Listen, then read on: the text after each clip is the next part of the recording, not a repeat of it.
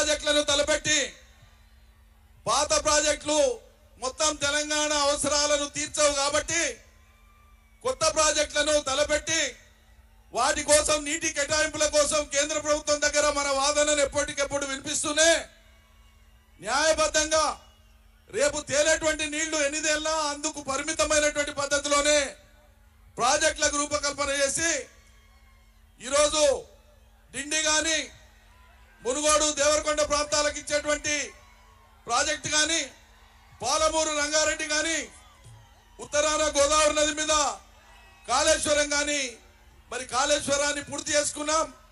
పాలమూరు రంగారెడ్డిని దాదాపు 85-90% పనులు పూర్తి చేసుకున్నాం.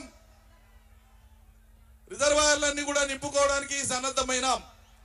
ఒకవైపు మనం ప్రాజెక్టులు కట్టుకుంటా ఉంటే ఇంకోవైపు ఇదే కాంగ్రెస్ వాళ్ళు సిగ్గుపడాలి. ఇక్కడ పులిచింతల కట్టినప్పుడు పోయి మిషన్లు కాల్చినటువంటి వాళ్ళే మళ్ళీ పులిచింతల తర్వాత రాష్ట్రం వచ్చిన తర్వాత వాళ్ళ పాలన ఉన్నప్పుడు దాంట్లో కాంట్రాక్టులు పొందింది వాళ్ళే.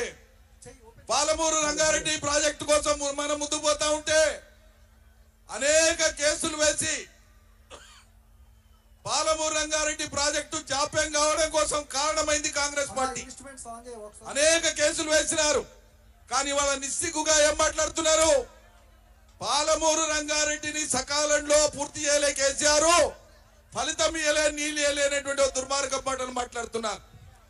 ఒకవైపు సహకరించని కేంద్రం మన నీటి వాటా తేల్చకుండా 9.5 ఏళ్లైనా సరే కృష్ణా నదిలో ఆంధ్ర తెలంగాణ వాటాను పంచకుండా ఒకవైపు కేంద్రం సహకరించని తీరు, మరోవైపు కాంగ్రెస్ వాళ్ళు వేసినటువంటి కేసులు, వీటన్నింటినీ అధిగమిస్తూ మనం ముందుకు పోయి పాలమూరు రంగారెడ్డిని రాష్ట్ర సొంత నిధులతో మనం దాదాపు పూర్తి చేసుకున్నాం.